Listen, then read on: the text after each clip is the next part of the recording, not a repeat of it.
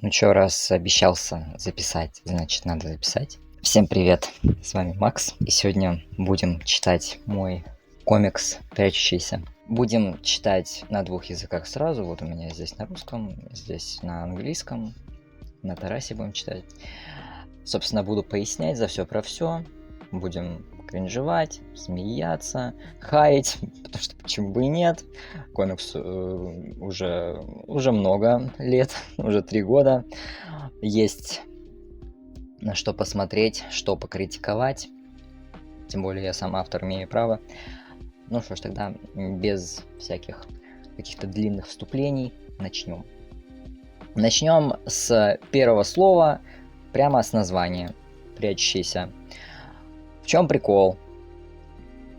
Оно не отражает английское название. Потому что в английском-то они прячущиеся снизу, да, below. Но не получилось у меня, короче, перевести на русский нормально, красиво, чтобы эта вот часть отражалась. Потому что я так подумал, типа, дети подземелья уже есть, подземные жители уже есть. Чё я буду там придумывать что-то новое?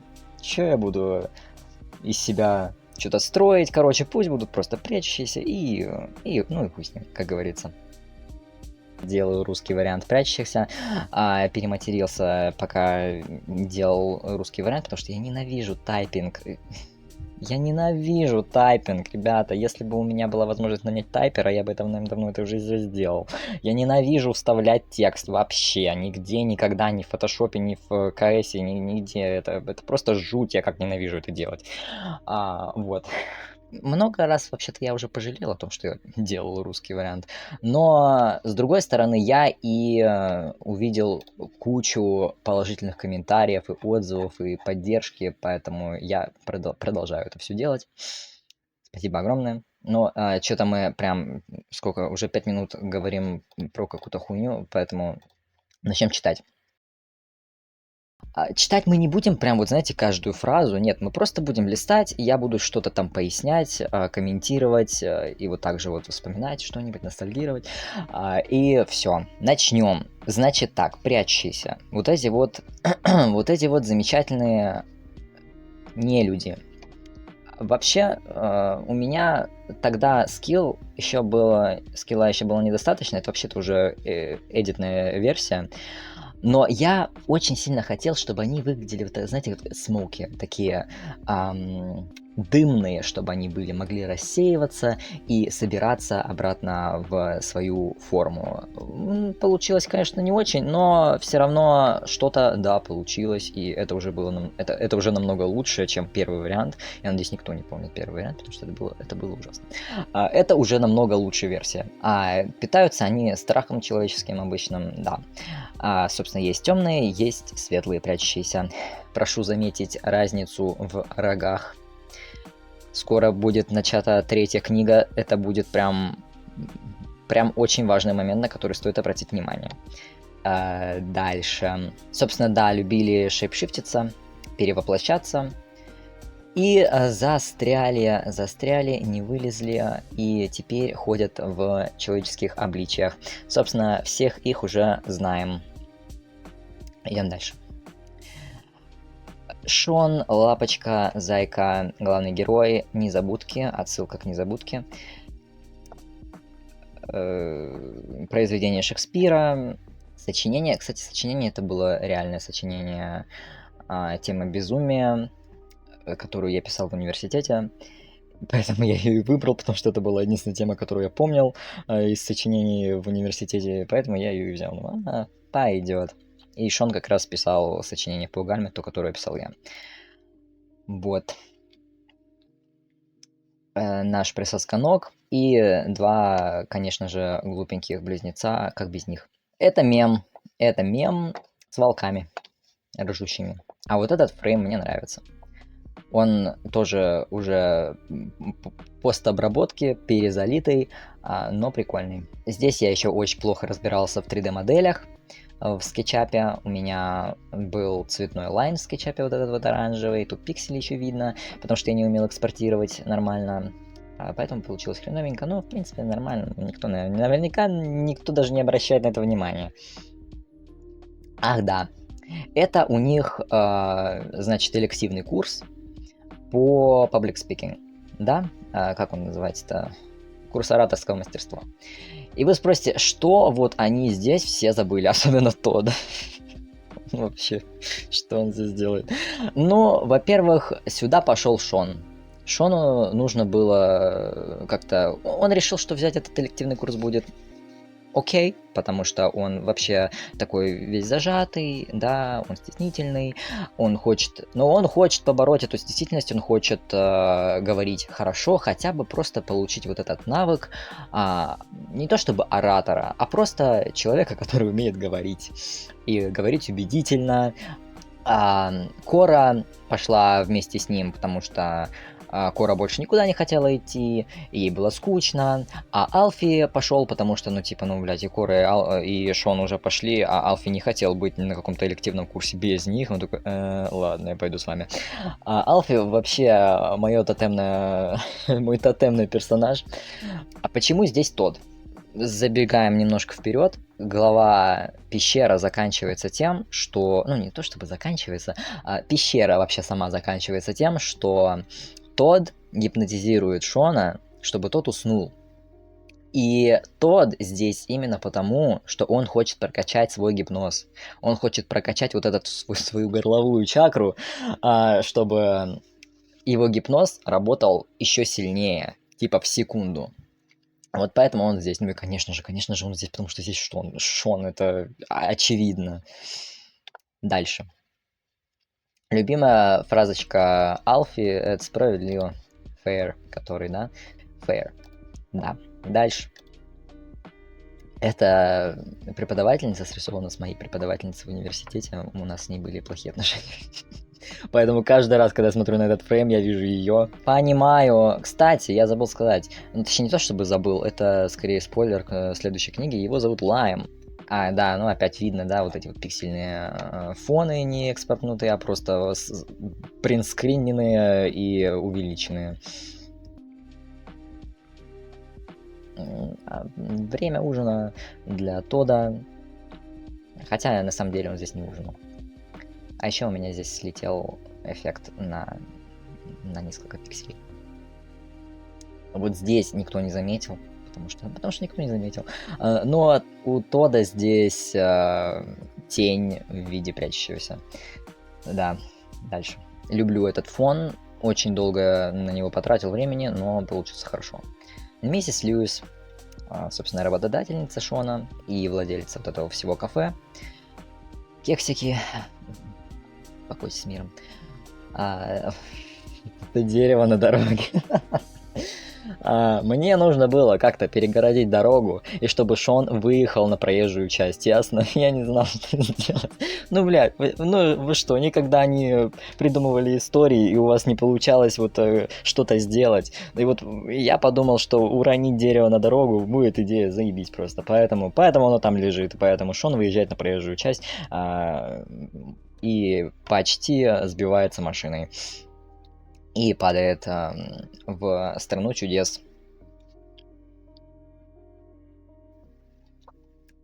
Шон, конечно, пытается быть очень вежливым и хорошим мальчиком, и просто попросить помощи.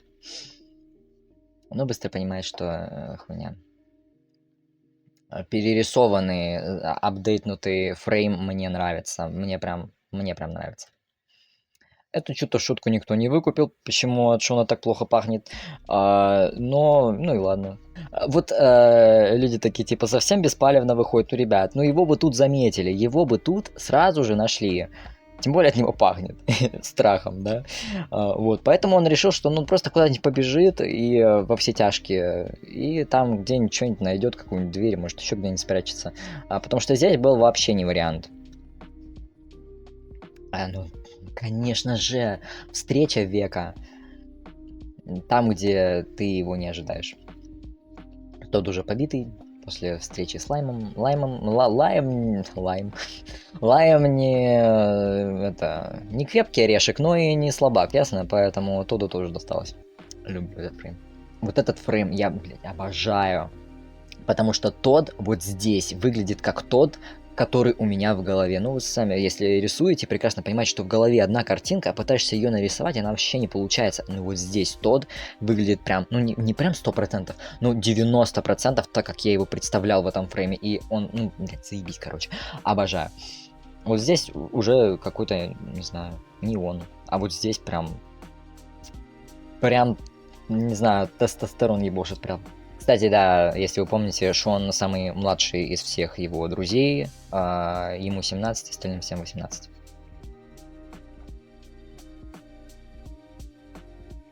Шон очень часто вот бэкап, как бы, да, отступает, когда дело касается Тодда, потому что он не хочет на него давить и спрашивать что-то, и вот прям вот лезть во все детали, но и при этом он все еще очень хочет все знать. Но он очень скромный просто.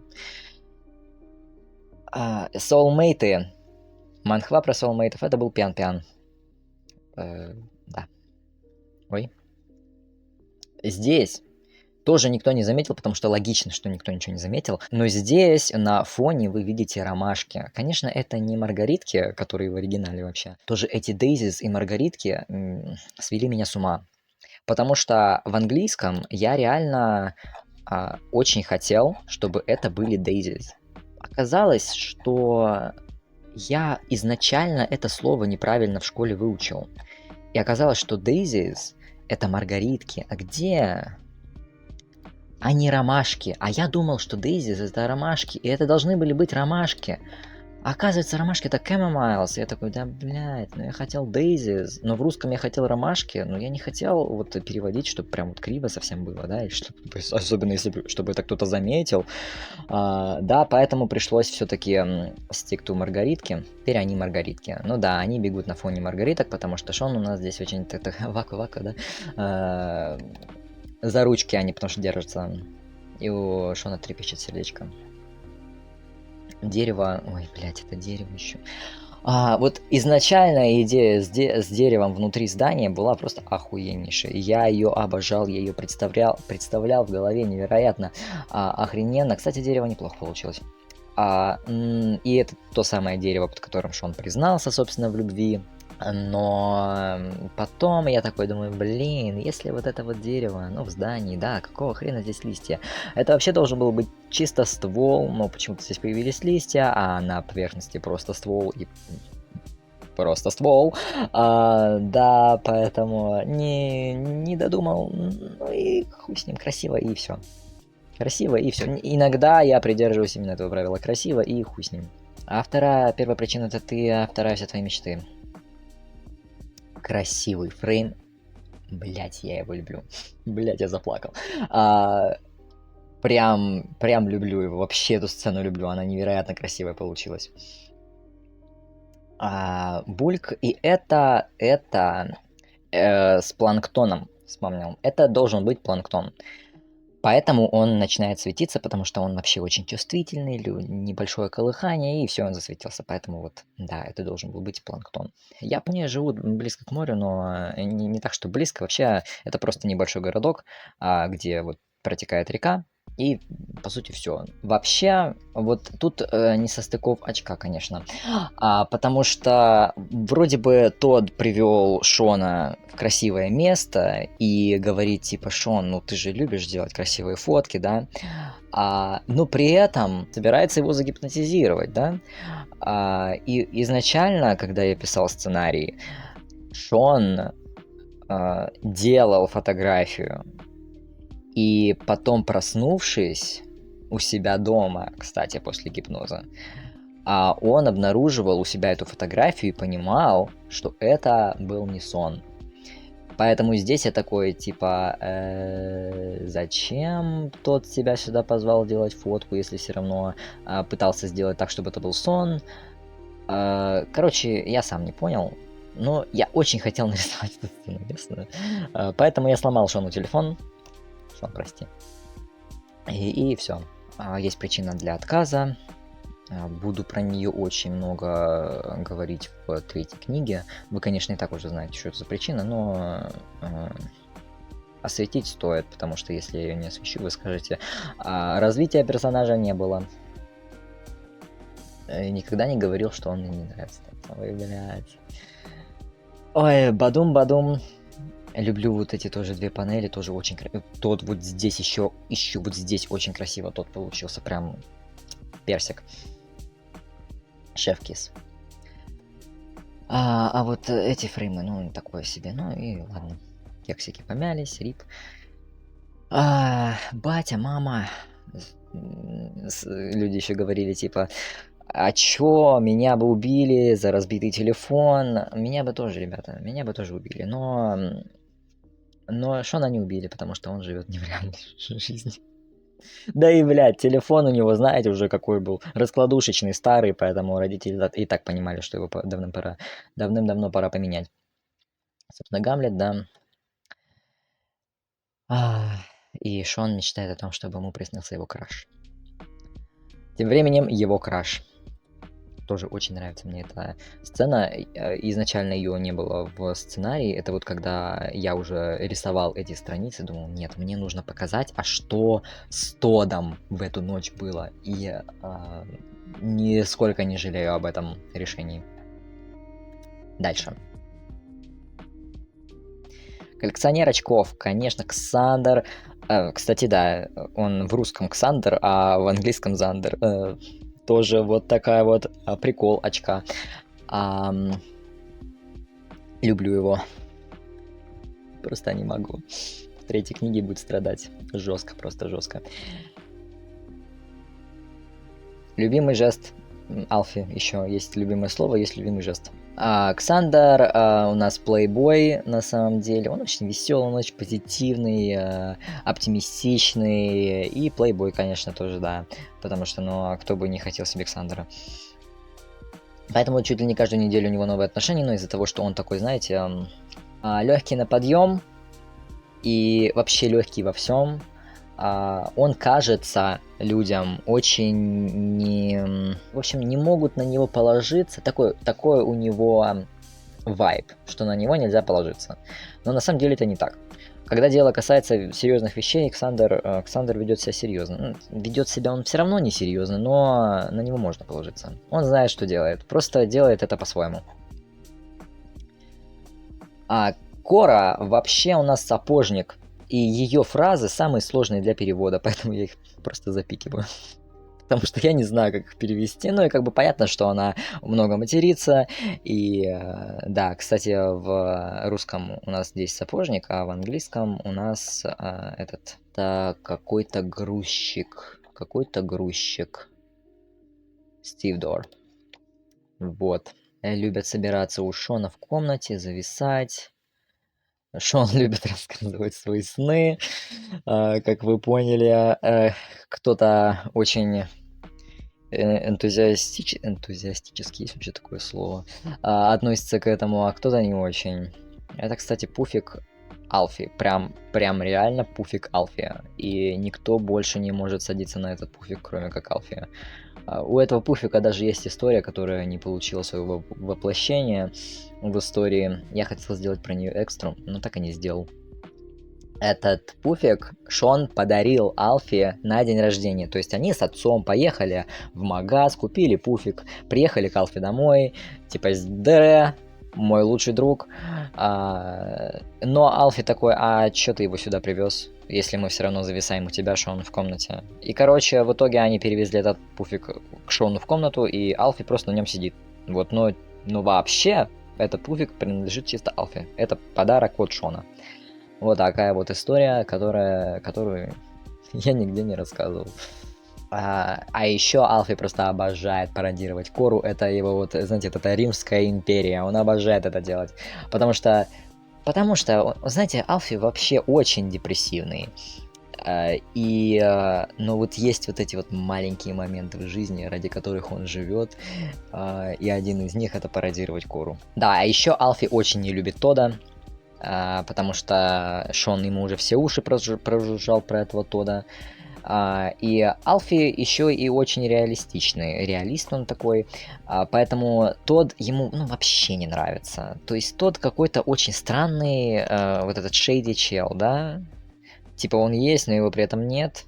Не нравится Алфи Тод вообще никак. Да, ни у кого из них нет личной жизни. Да, к сожалению. Пока что.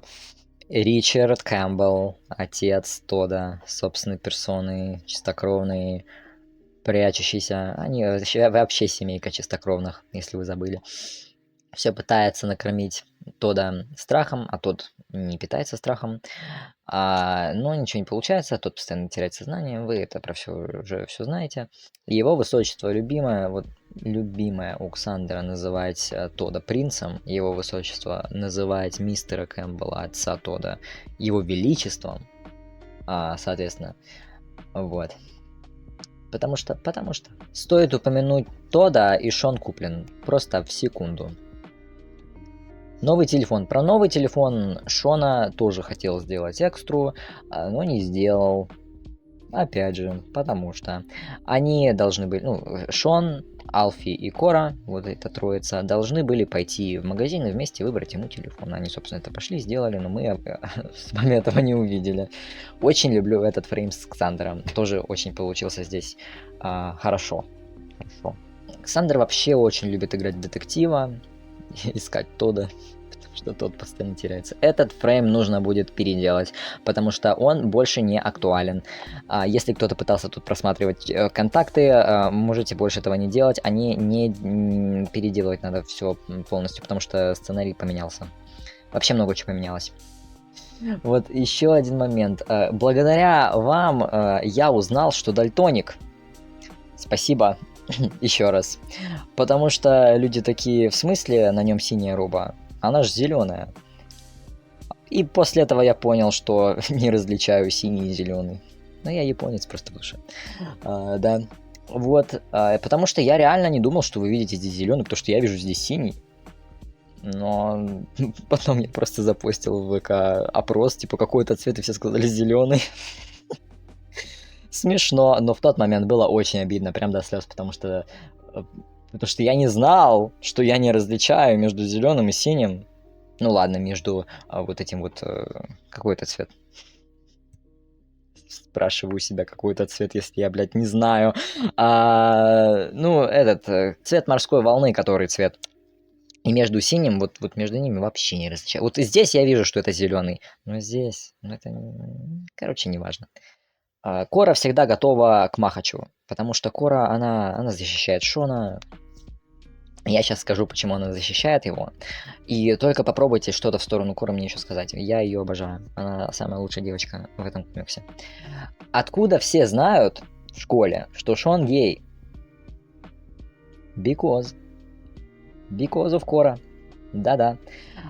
Короче, Шон, по нему и так вообще-то видно, конечно, да? Когда прям вот вышел из шкафа перед Корой и Алфи, они не то что были excited, да, они не были, но Кора, она же очень эмоциональная, она очень громкая, и она просто сама не понимая того, сказала что-то очень громко в окружении других людей, которые это что-то самое услышали и разнесли. Поэтому она очень-очень сильно переживала по этому поводу, что из-за нее, что она типа раскрыла Шона. И поэтому она прям вот чувствует эту ответственность, хотя Шон вообще на нее эту ответственность не складывал, да. Но она решила, что это будет лучшей возможностью как бы компенсировать вот этот его аутинг, поэтому она его защищает от всяких лаймов, присосконогов и прочее. И вот она всегда готова к бою, она вообще занимается, она спортсменка, красавица-комсомолка, да. Обожаю шутки Алфи про то, что они умрут первыми, и вообще он замечательный, он отражает всю мою депрессивную сущность. Кстати, тоже очень красивый фрейм с Кассандром. Надо переделать этот фрейм, ужасный, просто ужасный фрейм. Про вот этот вот фиолетовый цвет, собственно. Фиолетовым это все видит Ксандер, потому что мы тут как бы и смотрим глазами Ксандера, он и его монолог на фоне.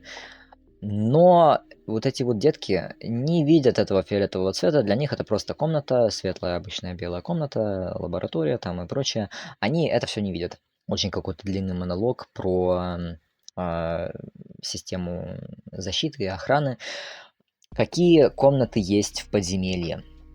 Комнаты есть обычные, открытые, публичные, то есть никак не закрытые. Есть комнаты с таким базовым замком, которые открываются при помощи карты. У всех есть своя карта доступа. В зависимости от уровня чистокровности, извините, но, к сожалению, да, в зависимости от уровня чистокровности прячущиеся имеют доступ к определенным комнатам. То есть, если у тебя красный уровень, это самый низкий уровень, низшие прячущиеся, у них есть доступ к обычным публичным комнатам и к каким-то, типа, прям тоже базовым архивам и прочее. А у прячущихся среднего класса есть доступ к большему количеству комнат, но не ко всем, то есть каким-то сверхсекретным комнатам доступа нет, а к сверхсекретным комнатам есть доступ у высших прячущихся по скану глаз еще дополнительному, вот. Скан глаза Ксандера подходит для комнат по типу лабораторий, потому что он среднего класса, но он должен быть с картой доступа вместе, поэтому здесь и прикол в том, что Ксандер потерял карту. Никто об этом здесь не знает, они думают, что это очень сложная система, но на деле Александр просто потерял карту. Это его уже 4-я карта была, он ее потерял. А в 3-й книге у него будет 5-я. И он тоже потеряет. Спойлер. Да. И все уже, и Ричард, мистер Кэмпбелл, который, и Тодд, они уже заебались от того, что Ксандер теряет карты. Ну, вот такой вот Ксандер, вот такой вот он персонаж. Почему внезапно персонажи оказались, точнее Ксандер оказался за спиной Шона, непонятно, но вот так. Надо перерисовать. Кора не любит отдавать всю победу Алфи, потому что они с ним вообще такие rivals, соперники вечные. И чтобы Алфи всех спас, значит, открыл дверь до них в жизнь. Кора должна быть там, поэтому она идет с ним. Да, вот, тоже очень важная информация. Страх как еда и как наркотик. Как еда для прячущихся, но и как наркотик, потому что не то чтобы вызывает вот измененное сознание, нет, а скорее вот просто как начинается такая эйфория. И опять же этот момент, который никто не заметил, но я вообще-то намекнул на наркотическое свойство страха в этом вопрос-ответе, который был немножко там подольше, мы его потом увидим, где я сказал, где люди спрашивали, а как пахнет страх? Ну, как любовь пахнет, мы помним, она пахнет маргаритками. Маргаритки, по сути, пахнут точно так же, как ромашки, поэтому не вдавайтесь в детали. Страх, я сказал, пахнет паленым зефиром. Надеюсь, никто не знает, какая наркота пахнет паленым зефиром, потому что не надо употреблять, это хуйня ебаная. Я не употреблял никогда, если что, если вдруг вы задаетесь этим вопросом, я просто погуглил, как пахнет наркота. И все. Вот так вот пахнет страх, как наркота. Ну, одна из. Они вообще все по-разному пахнут, я почитал.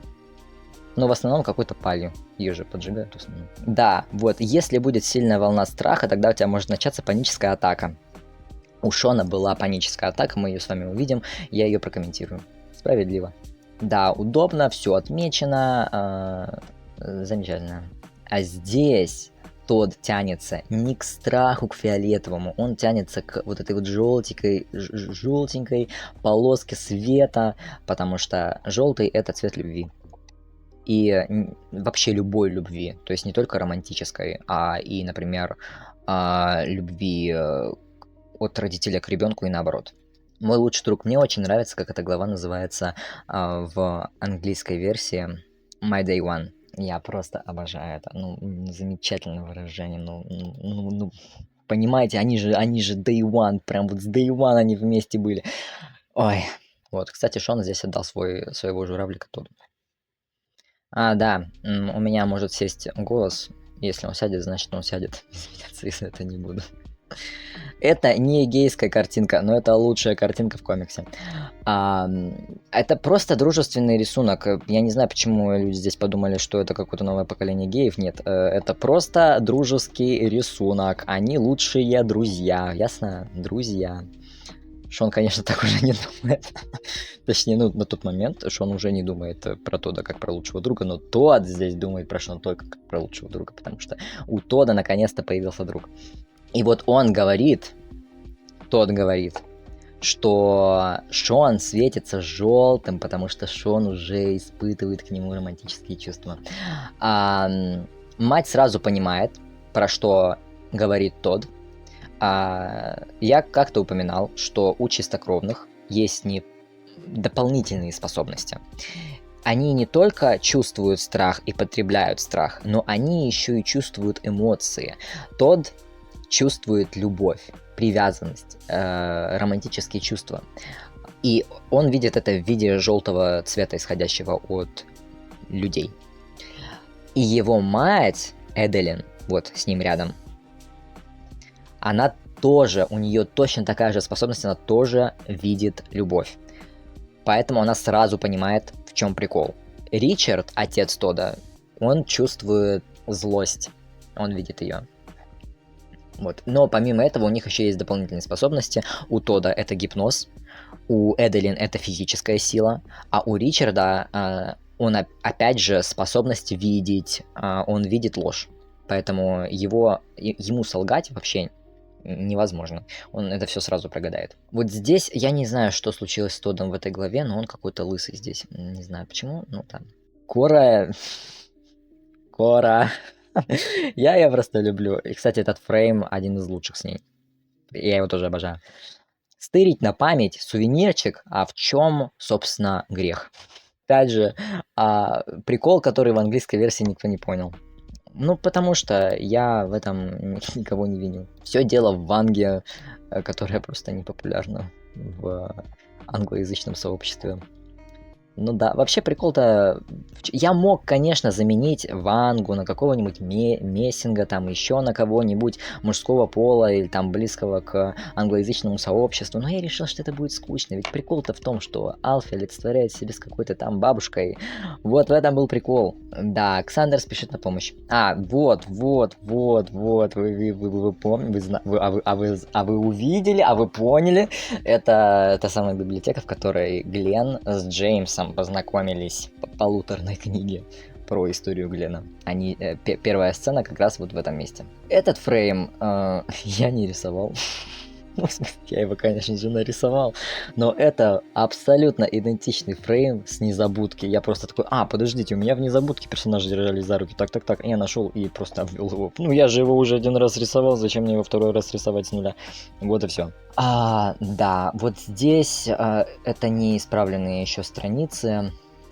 У них здесь должна быть немножечко другая униформа, у них должны быть короткие робы, которые потом будут в 5 главе с похищением Шона, потому что они там в коротких робах. Ну, повторюсь, это еще не исправленная страница. Да, и в итоге у них маски на лицах превратились в высокие воротники просто. Да, поцелуи, красота, конечно, да. Ромашки очередные, маргаритки, которые... Здесь Тод подумал, что он же говорит, что люди не могут чувствовать собственные эмоции, поэтому Тод внезапно думает, что пахнет от него, потому что он испытывает те же самые эмоции по отношению к Тоду, что и к Шону, что и Шон к нему. Бедные сидят, думают о смерти, не хотят умирать девственниками, бедняжки. Это, кстати, вот эта троица потом в итоге реально стала троица, я стал их везде такими рисовать, и я просто, да. А зачем мне придумывать новых мобов каждый раз, если вот я один раз их придумал, могу просто копировать их. Кстати, он запускает их в комнату 39, которая была в первой главе, он запускает их в комнату с деревом. Просто for you to know, как говорится. Ей. Локпикс всегда при нем, потому что почему бы и да. Он же постоянно теряет карты. Ребят, ему они нужны, жизненно необходимы. Они так и не поцеловались. И чуть не оторвали лица друг друга. Не совершили ужасную ошибку. Вообще-то я собирался сделать так, чтобы они совершили эту ошибку, но передумал. Да. Они реально должны были быть вместе под конец первой книги. Ну, не стали. Вообще, Оксандр, он не принимает большинство оскорблений Тода серьезно, потому что он знает Тода. Он знает, что Тод на самом деле не желает ему ничего плохого. И Ксандр прекрасно понимает, что он тоже выходит за рамки позволенного. Но он не может остановиться, потому что Александр. Опять романтик момент для шиперов. Пикабу. Не люблю этот фрейм, надо его перерисовать. Они все такие какие-то упоротые здесь.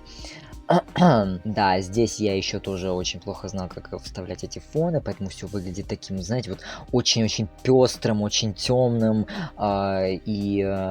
Сейчас все выглядит намного лучше. Не идеально, конечно, но уже намного лучше. Я уже немножечко прошаренный. Ксандр знает про прячущихся, поэтому здесь он сразу понимает, кто такой Ксандр. Кто такой Ксандр? Про смешанность Шона. Он, получается, на четверть американец примерно, наполовину русский и еще на четверть ирландец. Вот, потому что его мама наполовину американка, наполовину ирландка. Вот так вот, ребята. Так что, да, Шон, наверное, самый смешанный из всех. А самый чистокровный это тот. Любимый Пуфик. Единственная любовь Алфи просто. Сейчас бы пирогов навернуть. Ксандр готов блистать. Он всегда готов блистать.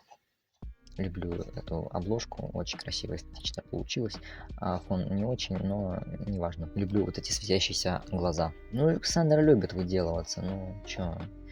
Он актер, он не просто актер. Кстати, мне нравится вот эта кора, она здесь тоже очень красиво получилась. Алфи обожает есть. Поэтому, если ваше тотемное животное есть, то это Алфи. Да, вот чистокровный, поэтому он и принц. У него пунктик на этот счет, это правда. У Тода пиздец какой пунктик на этот счет, он ненавидит этот пунктик. Могут несколько эмоций чувствовать, а не только страх. Вот, как я и сказал, что Тод и Эдалин чувствуют любовь. Глаза у них фиолетовые у всех, да. Ну, Ксандр. Попались. Какой сон. Я обожаю Ксандра, потому что он всегда лезет туда, куда ему не надо. И я обожаю Кору, потому что она делает то же самое. Они идеальные, лучшие друзья. Ну, уже стали. Я их люблю. Это до века. Вот. Тот ненавидит поглощать страх. Будем об этом говорить половину третьей книги. А почему этот мем никто не понял? Это же на донышке. Ребят, надо быть внимательным. Извините. Понял, молчу. Молчу. Вот это вот как раз таки то, что нам нужно сейчас прокомментировать. Потому что это все, это больше не подходит. Тот говорит, что он не знает, кто это сделал. Не знаю, не забивайте этим голову. Он говорит, что не знает, кто положил его в лабораторию, но мы-то знаем. Потому что это все произошло из-за... Вот это происходит, когда ты переписываешь сюжет, когда несколько глав уже сделаны. И я забыл про этот момент, что его тоже нужно отредактировать, и я вспомнил про него только неделю назад. Конечно, тот знает, теперь знает, что это сделал Глен, потому что Глен с его отцом так постоянно делали. Но вот эта вот экстра вставка, флешбэк Тода про Глена, который будет чуть позже, я на него укажу, она появилась вообще позже. Намного позже. Ну ладно, прокомментируем это прямо в 5 главе. Опять материться. Алфи говорит, да, Кора, именно это слово. Вы чё, ребят? Ребят, вы чё? Вы чё, не поняли? Это Ксандр, алло. Ребят, это Ксандр. В смысле, что за цаца? Кто это? Молодой человек, вы кто? Ты кто? Это Ксандр, ребят, вы чё? Вы думали, что он родился с зелеными волосами? Я спешу вас разочаровать. Это Ксандр. Красивячий Ксандр. Кстати, с Липбалм. Не люблю этот фрейм, потому что здесь все обрезались. Вот Алфи всегда задает правильные вопросы. Какие последствия принятия огромной дозы страха? Вот никто больше не спрашивал. Опять зыркает. Триггер. У каждого свой. Вообще триггер, он просто нужен, чтобы вот вывести на эмоции, чтобы чел взорвался. В прямом или в переносном смысле. Вот и все. Очень много дел у Ксандера, невероятно занятой человек, весь день расписан по минутам. Хороший арт, мне он больше не нравится. Люблю их, замечательные. Нужно иногда включать и натуралов в свои истории. Не могут не подколоть друг друга, потому что это смысл жизни. Кстати, какой-то очень странный шрифт. Почему-то в этом шрифте буква Ю отражена. Не знаю почему, но вот так вот. Это не моя вина, не я специально это сделал. Это, кстати, тот самое сообщение, которое Александр писал еще в школе. И когда он бесился, типа, что тот его не прочитал. Тоже никто почему-то не выкупил прикол с техникой клонирования, но я же про вот это говорил. Что он клонировался. Вот, спина хорошая. Я бы сейчас перерисовал это все, конечно. Да, синяки все еще от лайма. Все равно не испытывать тех же, что и ты испытывает. Неловкие моменты и разговоры. Что он терпила, но не на 100%. Поэтому он любит высказывать тоже свои мысли. Бурито, это изначально должна была быть кровь. Скажите спасибо, что это больше не кровь. Хотя кто знает. Берсерк мод активирован. А вот и Глен. Видит страх, бежит на страх. Пещера. Очередная. Ну, Глен здесь, конечно, ну, прям бах. А вот и вот эта самая вставка про Глена, флешбэк Тода, которой не было в сценарии. И я ее добавил вот как раз. Я такой типа рисую эту страницу и думаю, бля, а вы же не знаете, кто такой Глен. И я не знаю, кто такой Глен, что самое важное. И я не знал, кто такой Глен. Это просто был чел, у него не было имени вообще в сценарии, никакого. И никакой истории у него не было. И я такой, бля, ну надо что-то делать. Пока не поздно, пока не начал рисовать следующую страницу, мне нужно это сделать. И я сделал вот эту вставку. Появился Джеймс. Его вообще даже намека на него существования не было. Появился Джеймс. Помолодевший Ричард, Глен, собственно, поза, потому что могет. Можете могете. Джеймс, красавчик. Тоже сразу видно, что айтишник. Тоже очень нравится этот фрейм. Красивенько получился. Тут они говорят про голодовку Тода. Кстати, вот это его первые попытки голодовок, которые вот начали, значит, result in в его отключениях, завершениях работы его мозга. Да, Глен говорит здесь очень хорошую вещь, что Тодд вредит себе специально, пытаясь доказать что-то, что, ну, вообще, если споверить, Тодд пытается доказать самому себе, что он человек и что он не прячущийся, он прямо пиздец как отрицает это все.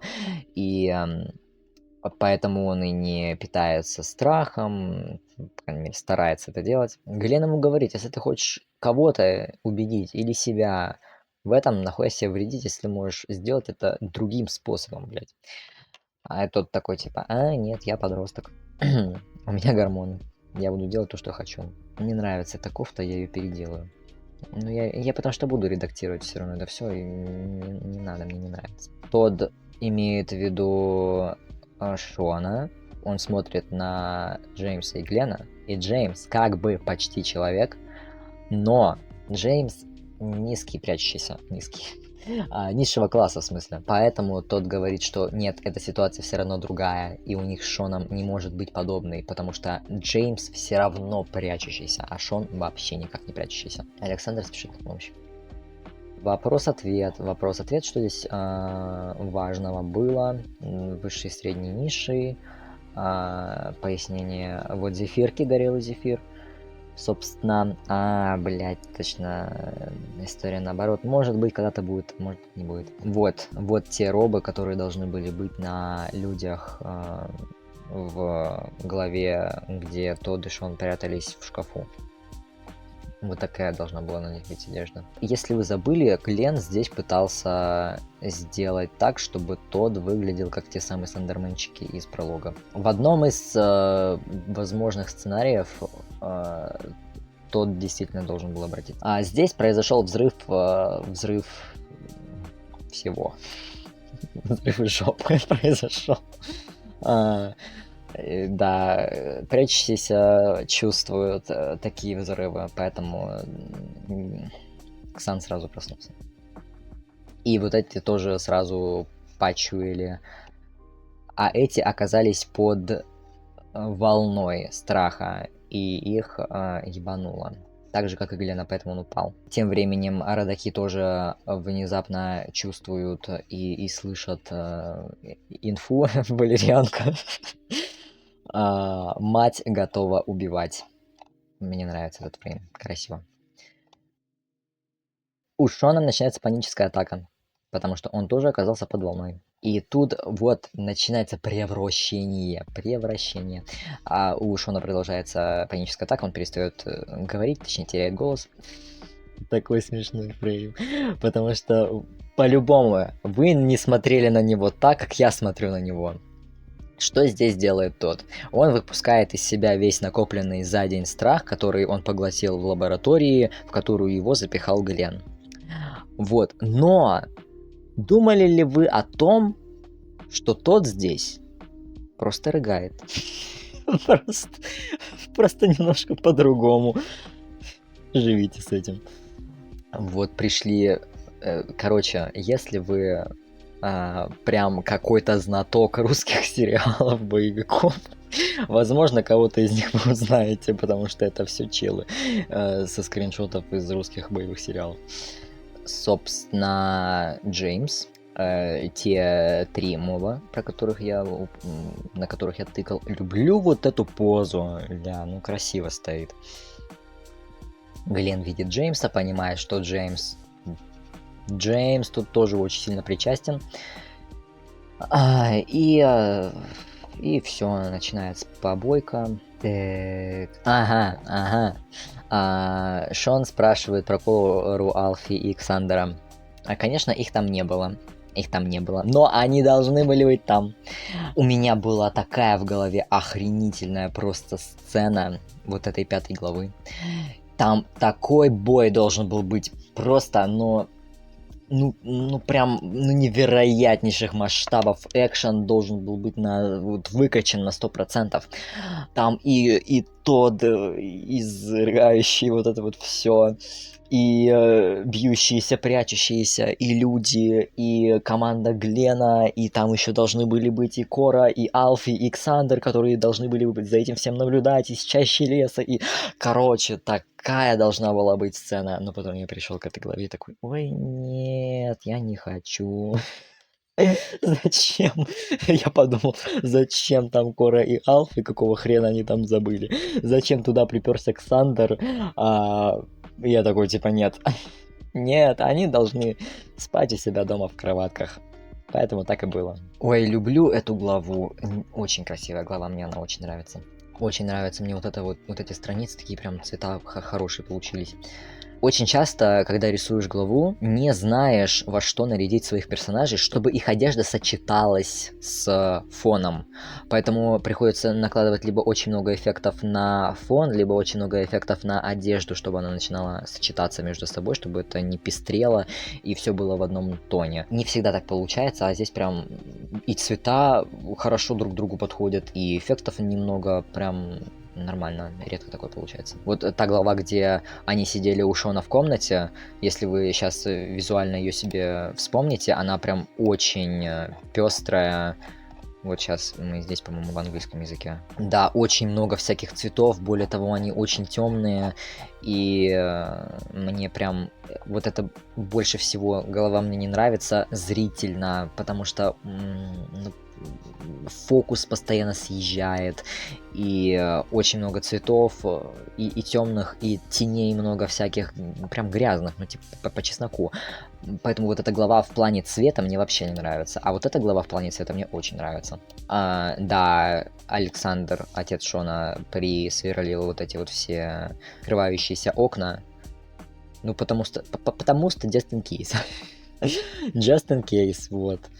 А то вдруг опять кто-то решит забраться к нему в окно. Veggie Venture, потому что может. Потому что Semantic Error. Неожиданная встреча. Кстати, тот болел. Болел. В кавычках вы узнаете, чем он болел. В следующей книге. Ой, как я байчу на следующую книгу. Вот это мне тоже нравится. Одежда, она очень простая, но при этом очень хорошо сочетается с фоном. Опять же, заранее вообще невозможно предугадать, потому что, ну, типа, ты рисуешь страницы, сразу их выкладываешь.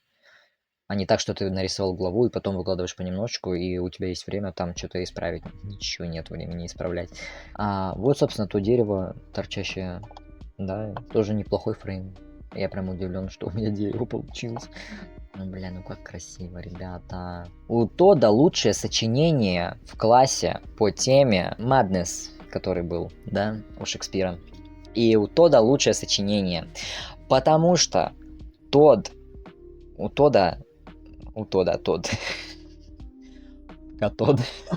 Ой, бля, все. Мозги поплыли. Вырезать. Потому что Тод хорошо пишет. И спойлер, но Тод станет писателем-романистом. Вот так вот. Вот так вот. Книжечки будет писать.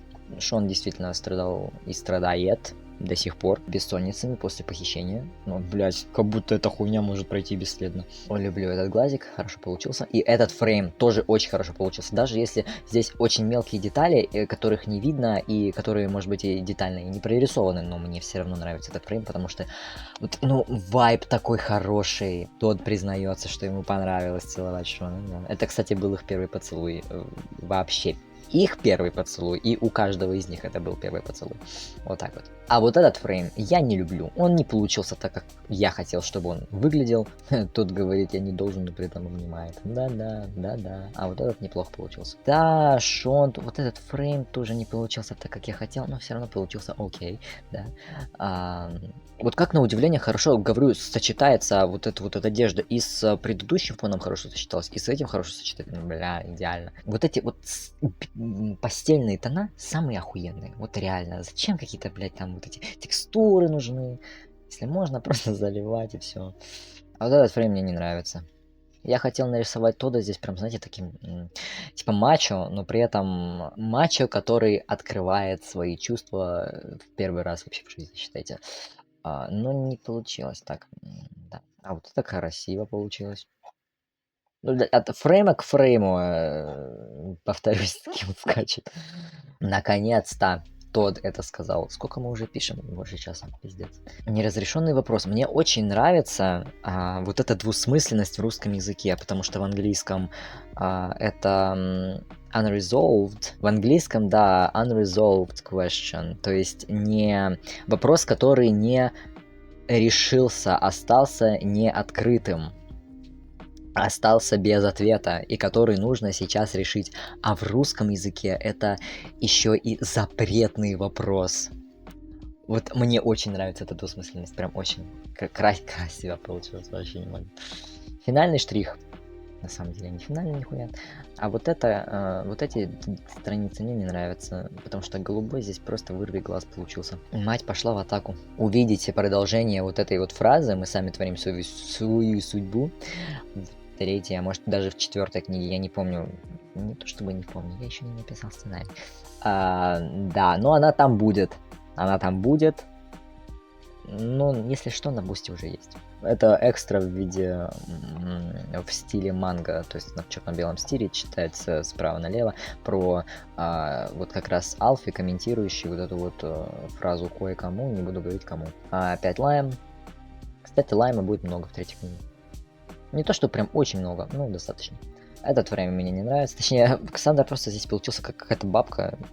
Не знаю, просто я вижу здесь бабку. У них будет этот момент, ну не этот момент, вообще у них будет момент. Момент произошел.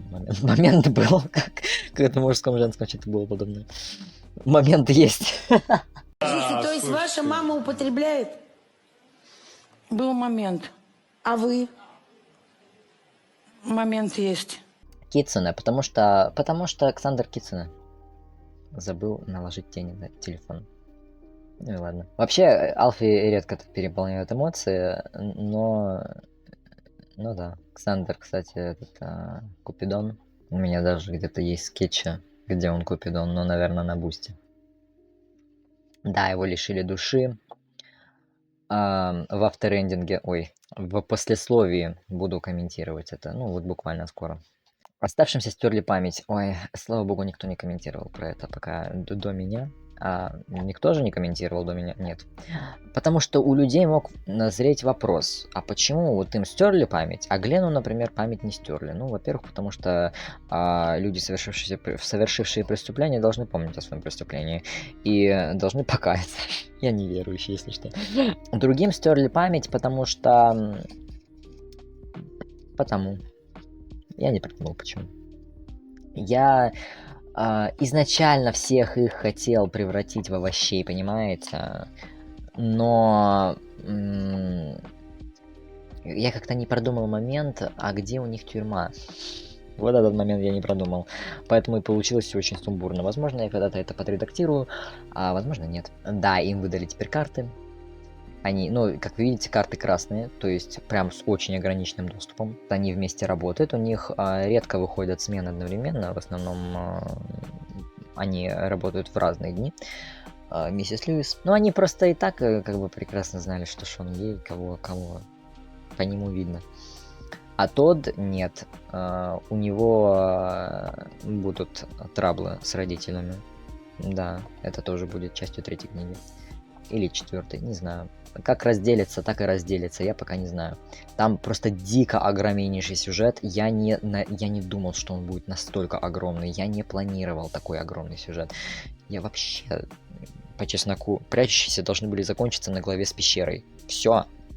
Не должно было быть главы 2. Не должно было быть главы 3. Не должно было быть никакого Ксандера даже в помине. Шон с Тоддом ругаются, потому что Тодд не питается страхом, он выглядит больным, он отключается часто. А Ричард разрабатывает вещество, которое бы помогло заменить человеческий страх. Он в этом преуспеет. Это все будет в 3-й книге, да.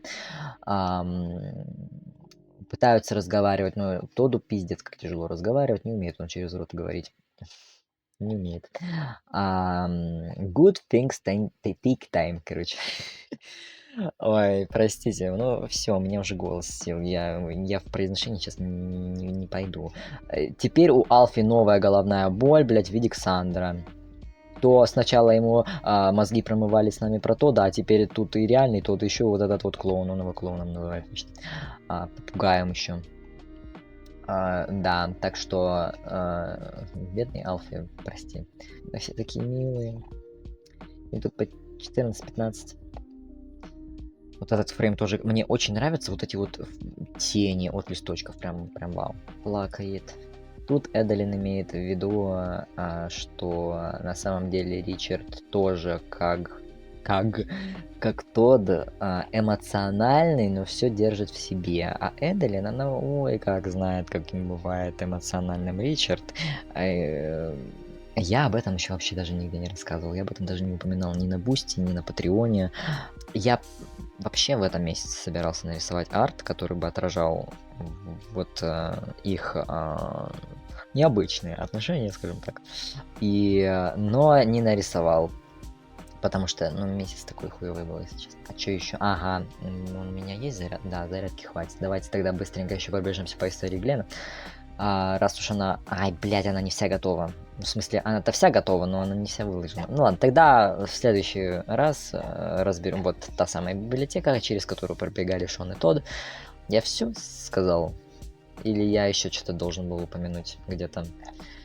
Ну да, вроде как все. Так что заканчиваем на сегодня. Голос уже сел. Я обычно столько не говорю, но когда дело касается вещей, которые я люблю болтать. Кстати, хорошо получились тени вот здесь. Ну а о чем еще я могу говорить? О тенях, о рисовании, о своем комиксе.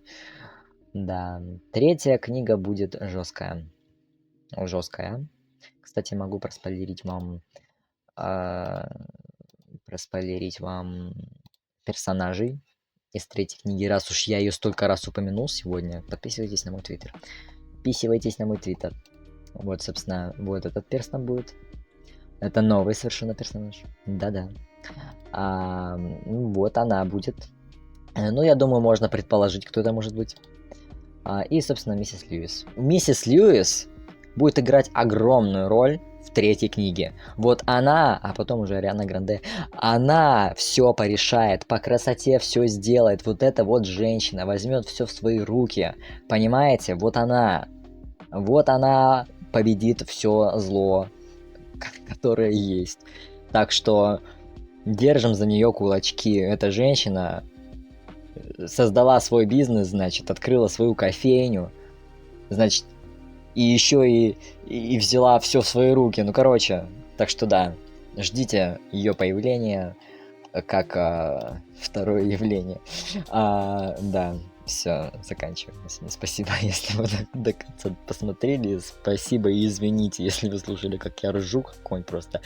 Да, извиняюсь за свои маты, перематы. Ну, а как еще? Все мы любим матами пользоваться. Если я вдруг где-то что-то заикался, прошу понять, простить. На этом закончим.